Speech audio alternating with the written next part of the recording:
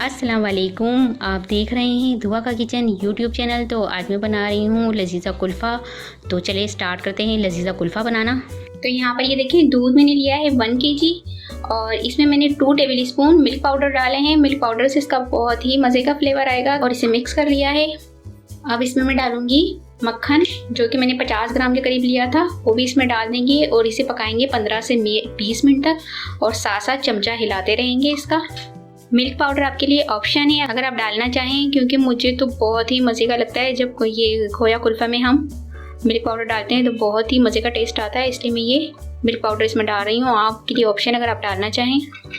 तो ये देखिए यहाँ पर दूध में उबाल आने लग गया है। अब इसी उबाल में हमने इसे पकाते रहना है 15 मिनट तक और इसी तरह चमचा हिलाते रहेंगे। यहाँ पर मैंने 2 बड़े स्लाइस लिए हैं और उसका ब्रेड क्रम्स बना लिए हैं। इसके ब्राउन पार्ट्स काट के जो वाइट पार्ट्स होता है उसका ब्रेड क्रम्स बनाया है, वो भी इसमें डाल दूंगी मैं। बस अब इसी तरह हमने चमचा हिलाते हुए इसे मीडियम टू लो फ्लेम पर पकाना है 15 मिनट तक। तो ये देखिए इसे पकते हुए 15 मिनट हो चुके हैं और ये थिक सा होने लग गया है इस तरह से। देखिए तो मैं इसमें डालूंगी लजीज़ा खोया कुल्फ़ा। इसे हम आराम से डालते जाएंगे और हिलाते जाएंगे। अब ये मिक्सचर डालने के बाद इसे हम 5 मिनट तक पकाएंगे मीडियम टू लो फ्लेम पर और इस तरह चमचा हिलाते रहेंगे ताकि ये अच्छी तरह से पक जाए। और शुगर आप इसमें चेक कर लीजिएगा, अगर आपको कम लगे तो आप थोड़ी बढ़ा लीजिएगा। मुझे इसमें शुगर कम लग रही थी तो इसमें मैंने 3 टेबल स्पून डाली है शुगर। आप चेक कर देख लीजिएगा, अगर कम लगे तो डाल लीजिएगा और ना कम लगी तो इनफ है इतनी भी शुगर।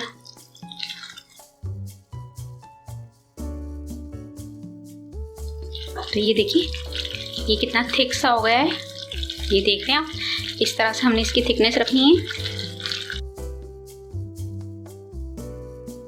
इसे मैं थोड़ा सा चख के देखती हूँ। बहुत मज़े का फ्लेवर आ रहा है इसका।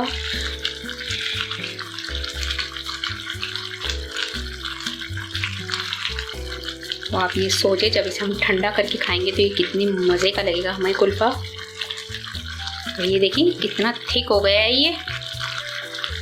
बस अब मैं इसकी फ्लेम ऑफ कर दूंगी और इसे मैं रूम टेम्परेचर पर ठंडा होने दूंगी। जब ये ठंडा हो जाएगा रूम टेम्परेचर पर इसके बाद हम इसे एयर टाइट कंटेनर में डालकर रखेंगे। तो ये देखिए यहाँ पर मैंने एयर टाइट कंटेनर ले लिया है और यहाँ पर जो हमारा कुल्फे का जो मिक्सचर था वो ठंडा हो चुका है। इसे मैं डाल दूंगी इसमें,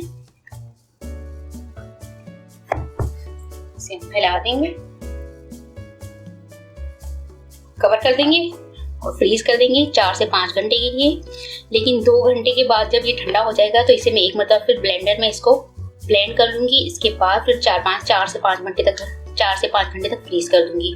तो अभी 2 घंटे के लिए हम पहले इसको फ्रीज करेंगे, इसके बाद हम इसे ब्लेंड करेंगे निकाल कर। इसके बाद हमने 4 से 5 घंटे फ्रीज करना है। तो ये देखें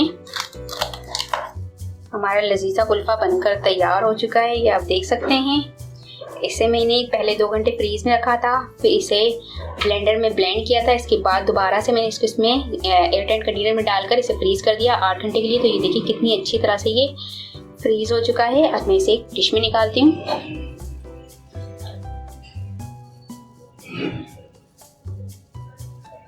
तो ये देखिए लजीज़ा कुल्फ़ा हमारा बनकर तैयार हो चुका है।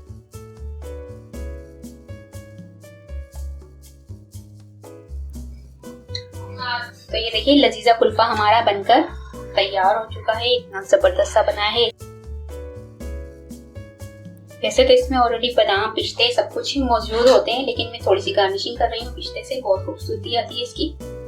तो ये देखिए बहुत ही जबरदस्त सा हमारा लजीज़ा कुल्फ़ा खोया से हमारा खोया कुल्फ़ा बनकर तैयार हो चुका है। तो उम्मीद है कि आपको ये खोया कुल्फ़ा की रेसिपी पसंद आई होगी।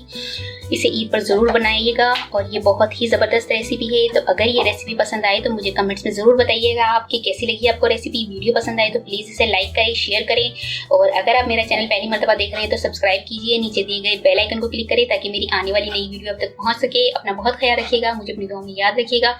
आपसे मिलती हूं इंशाल्लाह एक नई वीडियो में। अल्लाह हाफिज़।